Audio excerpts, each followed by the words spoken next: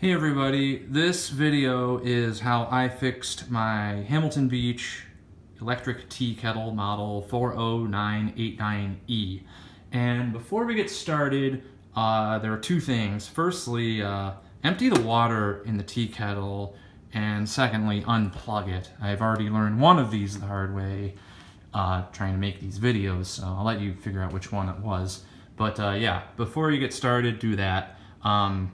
So my issue for the kettle was I would hit the lever to turn it on, and LED may come on, may not come on, and when I noticed when it did come on, sometimes we'd rotate it like this, and it would turn on and off, so that it was telling me the connection's not very secure, so I wanted to do something about it.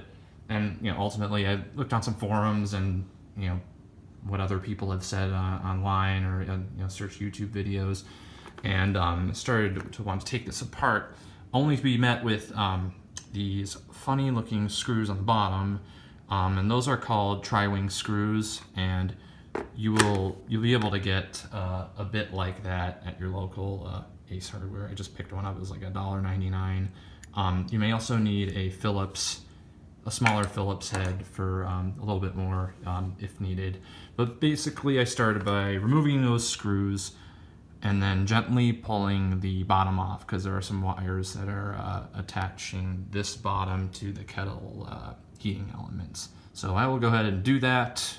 To be continued. Okay, now that I have exposed the bottom of the kettle here, I'll zoom in a bit, and you can see that copper colored tab with a little button kind of sticking out, and there's a second one down here. Basically, those two tabs, when you hit the lever, they move back and forth, kind of like that. Plastic pushes it up.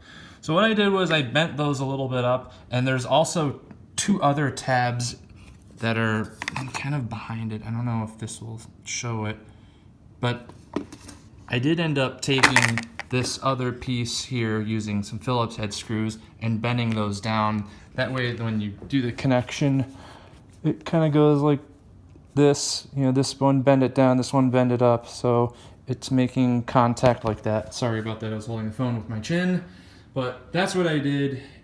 It now works, so hopefully this helps someone who has a similar kettle so you can have your morning coffee or tea. All right, thanks.